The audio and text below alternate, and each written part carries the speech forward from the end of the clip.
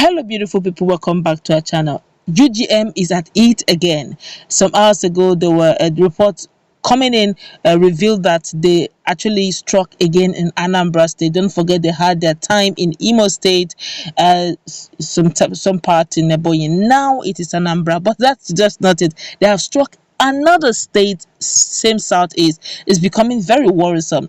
But before we go into the news proper to find out what it is they have done in another state apart from Anambra, apart from Imo State, we'd like you to subscribe to our channel by clicking on the red subscribe button. Beside it, you will see bell notification icon. Please go ahead, click on it to get notified as soon as we update our channel on YouTube. Well, heavily armed gunmen in early hours of Monday, that's today, attacked Uzwa Kuli police station in the Bende local government area of Abia State, setting the station on fire. Wow, it is not yet clear if policemen were shot dead or injured during the attack, which occurred about 4 a.m. according to nearby residents. Due to the incident attacks on security agencies and their faculties,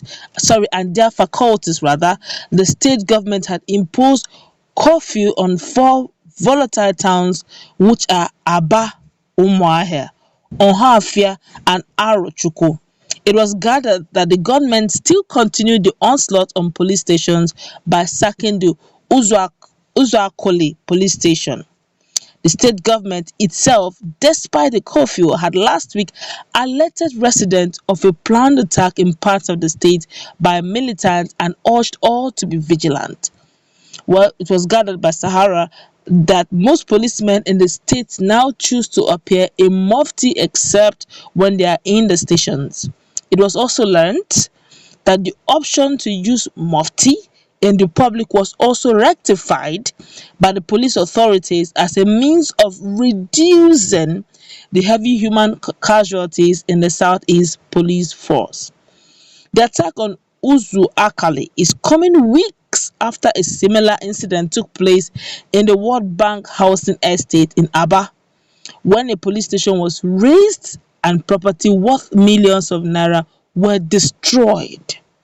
Apart from Abia, it was also learned that the gunmen also struck same yesterday in Ebonyi State and in Anambra State, although the location of the attacks were yet to be ascertained at the time of filing this report. But the truth is, right now it has been ascertained, especially in Anambra State. It's becoming quite worrisome. Honestly, it's becoming a regular occurrence. But let's just take one or two comments through what Nigerians have got to say. Then we'll look at this very analytically, how it will definitely affect the region and the perspective as a whole. Let's look at it objectively and holistically. Well, let's look at this one here. Says, why going after security operatives instead of the killer headsmen? Destroying our farms, fight a justable fight and stop this nonsense. Or are you afraid to go into the bushes to fight those Fulani headers? This one here says, the Nigerian police are now eating the harvest of years of corruption. Instead of protecting citizens, they were the ones attacking and killing citizens. I pray the government quickly nips this at the bud. Professionalism should be returned to the police force. The police is not meant to be protecting politicians and money bags or carrying handbags for wives of politicians. Their job is to protect citizens and maintain law and all that. I guess from what this young man is saying, young lady rather, is saying, it's just a case of looking at everything that has happened in the time past and saying, look, technically speaking, the police have brought this on themselves. That's what she's just trying to say in a nutshell. Rather than protecting citizens, they were busy carrying, having special orderlies for politicians and all. That right now that the citizens are now taking the protection in their own hands. But okay, that's her perception. She may be speaking the mind of many, but that's her perception. She's actually entitled to her opinions. But now let's look at this objectively and holistically. Now, if we keep going on, if Nigerians, okay, let's case study of Southeastern region. If Southeastern region or whoever it is that's behind this UGM that keeps doing this always, it started with Imo State, moved down to Ebonyi, now Anambra and Abia, it's just remaining about Enugu to complete the circle. By the time they put any wood and the circle is complete.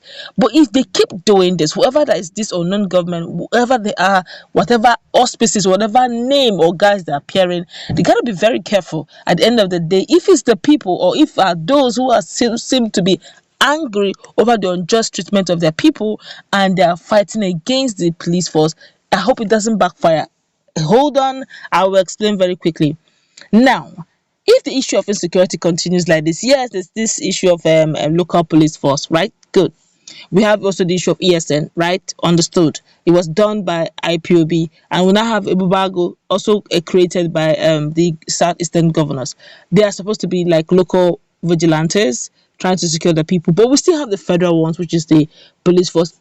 Agreed, sometimes the police, we have seen series and series of uploads of videos where at some point they have really goofed. When I mean goofed, they have really goofed.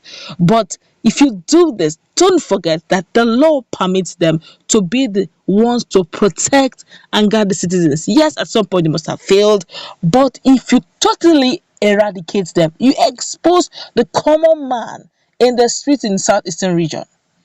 When the die is cast, when the need is there, where will you run to?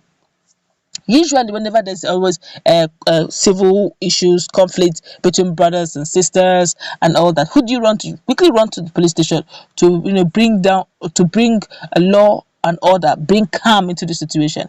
Now, by the time you raise up all the police stations, when issues that demands police officers to come, who will you go to? So at the end of the day, if it's actually, let's know if this government or non or UGM are actually people from that southeastern region, or if they're actually foreigners masquerading and trying to cause so much unrest. Now, by the time you keep putting on so much fear and pressure on the people who are backed up by law in a federal level to protect the people, then there's a situation in your hands. Because if this becomes a trend, a time will come.